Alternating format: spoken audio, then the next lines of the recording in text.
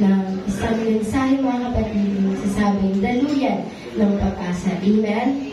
So, hope is a feeling of expectation mga kapatid. The meaning of hope is a feeling of expectation and desire for a certain thing to happen mga kapatid. Expectation po. Sino po ba dito nag-e-expect? Sino po dito may mga expectation sa ating Panginoon?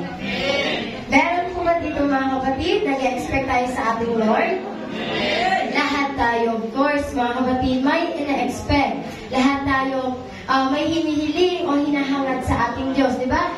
Prayer natin na tayo ay laging protektahan ng Lord, tayo makapagtapos ng pag-aaral, tayo ay yung i-bless ang ating mga trabaho. Lahat yun mga kapatid, ina-expect natin sa ating Panginoon. Praise God. Lahat tayo ay gustong maranasan o maramdaman ang presensya ng ating Panginoon. Praise God mga kapatid, kasi hindi naman tayo nandito mga kapatid dahil lang sa nakasanayan natin, kundi nandito tayo para bigyang papuri natin ang ating Panginoon at maramdaman natin ang kanyang presensya mga kapatid. So the Lord is our stream of hope mga kapatid, ang daluyan ng ating pag-asa. So when we say mga kapatid na daluyan, ano po ba yun mga kapatid? When we say daluyan mga kapatid, it is a word that signifies a medium or pathway through which something flows, mga kapatid. Ibig sabihin, daan. Amen? Di ba? Yung daluyan ng tubig, saan nanggagaling yung tubig, di ba? Yung umaagos na mga water po. So, ibig sabihin, mga kapatid, ang ating Panginoon, doon nanggagaling, mga kapatid, ang ating pag-asa. Praise God? Amen. So, balik tayo dun sa ating key verse, mga kapatid. Ang sabi doon ay, ngunit silang naghihintay sa Panginoon ay mga babagong lakas, and for those who wait patiently on the Lord shall renew their strength, mga kapatid. Alam ko na lahat tayo, mga kapatid, nawawala ng lakas kapag tayo ay nangihina nga, di ba, mga kapatid? So, pag may mga pagsubok, nawawalan po tayo ng lakas, nawawalan tayo ng pag-asa mga kapatid, parang hindi na natin alam saan tayo, anong iisipin natin, saan tayo patungo, saan tayo pupunta, ano ang ating gagawin. Ngunit mga kapatid, alalahanin natin na ang Panginoon ang ating daluyan ng pag-asa mga kapatid. Sa Kanya nanggagaling ang ating pag-asa. Ang sabi ay, don't expect too much mga kapatid, kasi di ba pag the more na meron kang expectation, mas the more na parang madidisappoint ka mga kapatid, praise God.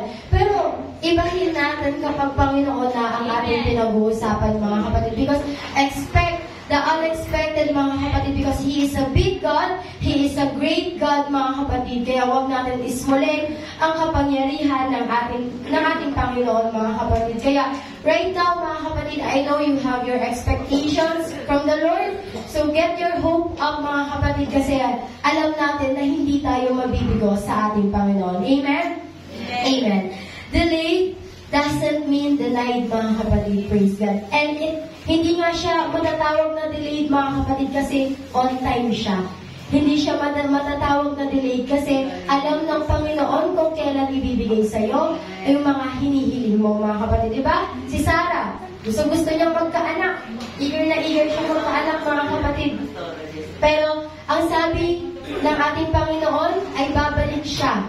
Sabi sa Genesis chapter 18, babalik siya mga kapatid ng ganong oras sa susunod na taon upang bigyan siya ng anak mga kapatid. Imagine yung excitement ni Sarah mga kapatid na babalik yung Lord sa susunod na taon na ganito, magkakaroon na ako ng anak. Imagine yung excitement ni Sarah kasi gustong-gusto niya nga magkaroon ng anak mga kapatid. Pero anong ginawa niya? Nag-wait pa rin siya sa ating Panginoon mga kapatid.